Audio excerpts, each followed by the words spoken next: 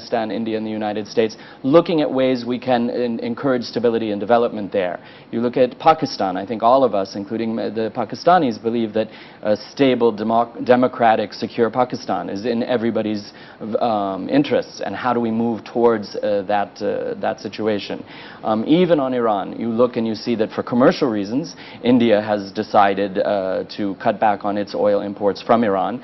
That reflects, I think, a common global interest in making Iran meet its international obligations and in leading to stable oil markets, but also a stable world. All right, it's interesting you should bring up Iran, because we did put that question to India's External Affairs Minister, who's there in Washington, and I began by asking him really what he thought the highlight of the Indo-US strategic dialogue had been. I think this has been the most productive strategic dialogue that we have had with United States of America. I think the large contingent of ministers and high officials from Government of India who have been here, I think all of them have made substantial contributions for the dialogue to become a huge success. All right, but Secretary Clinton was seen there commending India for cutting oil imports from Iran. Certainly the US has now given that waiver to India, but has India effectively bowed to US pressure there? Well, I think India has never yielded to pressure from any country. We take decisions depending upon our national interests. We take decisions which will subserve the protection of our national interests. Well, about Iran, when Secretary Clinton came to Delhi, I think at a press conference I made it abundantly clear that with Iran we have civilizational links and trade links, cultural links, and I did mention that the Gulf countries have to be factored in any decision that we take. Many would say, Mr. Krishna, are we strategic dialogue partners, or is India just behaving like a junior ally if it allows the US to dictate its relationship with a historic friend like Iran? Well, these decisions are made by Indian oil companies based on certain commercial considerations, based on their refining capabilities. Government provides the overall direction, but the nitty-gritty is worked out by the Indian oil companies, and then they are autonomous in nature, and they certainly take a commercial decision. On another issue, when you and Ms. Clinton did discuss Afghanistan, both India and the US are now strategic partners of Afghanistan. How worrying is the current standoff with Pakistan, given that NATO supplies are not yet reaching Afghanistan? Well, Afghanistan did figure very prominently in our discussions today, and by and large there is a convergence of views between India and United States, and we have conveyed to United States of America our involvement in Afghanistan because it is in our neighborhood, and with Afghanistan we have a very good relationship, and then we would like to help and assist Afghanistan to be self-reliant. That's why a trilateral dialogue between India, United States and Afghanistan has been mooted, and then we will work this out in the days to come. All right, Michael, we saw all the bonhomie over the strategic dialogue in Washington, yet even on a basic issue of terror, that of access to David Coleman Headley and Taha Hussain Rana, we we still haven't seen the kind of cooperation that India wants. And this is something even the External Affairs Minister said. Actually, I think the sort of cooperation and the sort of unprecedented access that the U.S. was able to give to India, to David Headley, has really been historic and really was a turning point and a major marking point in our counterterrorism cooperation. That cooperation, those conversations continue. They're very vibrant, they're very deep, they're very important. And it shows, I think, again, one of the areas where our interests do converge and our work together converges to combat terrorism across the world. All right, you're saying it's unprecedented what the U.S. has done so far. My final question, Michael, and the U.S. are an interesting relationship. India knows that it's not going to be an ally like UK or Australia. It's not going to be a base for the U.S. like Afghanistan or Pakistan has been. And it's not going to be an adversary like Iran or a rival like China. Just where does the U.S. peg India today? I think we welcome India's rise. We welcome our people-to-people relationships. Our shared values bring us together. Our business partnerships bring us together. Our technological innovations bring us together in so many ways.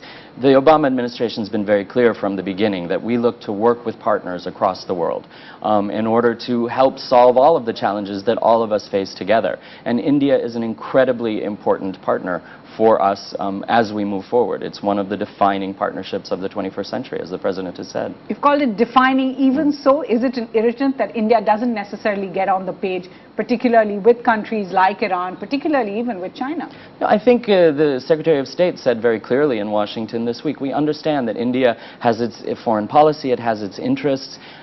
We're partners, we work together. That doesn't mean that we're always in lockstep. What it means is we trust each other, we work together, we have a very open and frank dialogue, and in many, many ways our views are converging and our actions are converging, but that doesn't mean one is subsidiary to the other. It means we're partners, we're together. All right, partners and strategic partners is the next question. And here's my take on that question. India and the US have only really built their relationship in the past decade. It gives both sides a chance now to see each other outside the regular strategic prism. India has to stop seeing the US only as a larger world power that needs to be either obeyed or defied. The US needs to see India is not a permanent ally or even a counterpoint to China or Pakistan. For the moment, whether it's Iran or Afghanistan or even China, their strategic ends may not match, but they can be friends with many, many benefits. Michael Pelletier, thanks so much for joining us here on Worldview. Up ahead, we'll turn to the India-Pakistan equation. The outgoing High Commissioner of Pakistan tells us about the state of ties and the lows after 26/11. Just how difficult were they for him? Well, all I can say is that I'm glad it's behind us now.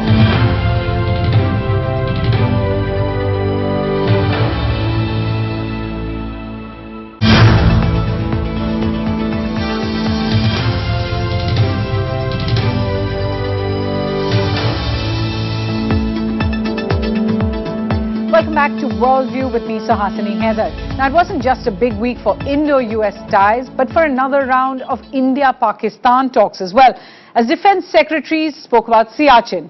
Pakistan's longest-serving envoy to India, High Commissioner Shahid Malik, is now on his way back to Pakistan. He spoke in this exclusive interview to us about those ties, and I began by asking him just how much had changed in the past 6 years. I think today we are witnessing a phase which I would classify as probably the best phase in our bilateral relations. And the reason why I'm saying that, without any fear of contradiction, that today we are discussing all issues, and we are discussing these issues at every possible level. You're saying the resolve is there, yet let's talk about the talks that concluded, the Siachen talks. No real forward movement, a statement agreeing that they will meet again. Do you see that as a positive step? The statement said that they have agreed to meet again, and they have taken into account the concerns and the issues raised by both sides.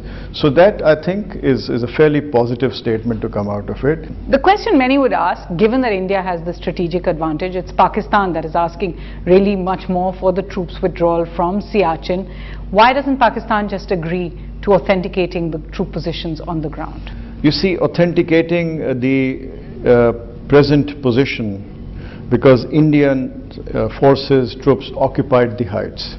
And you cannot authenticate a situation which has been occupied. So that is an issue which the Indian side understands fully well.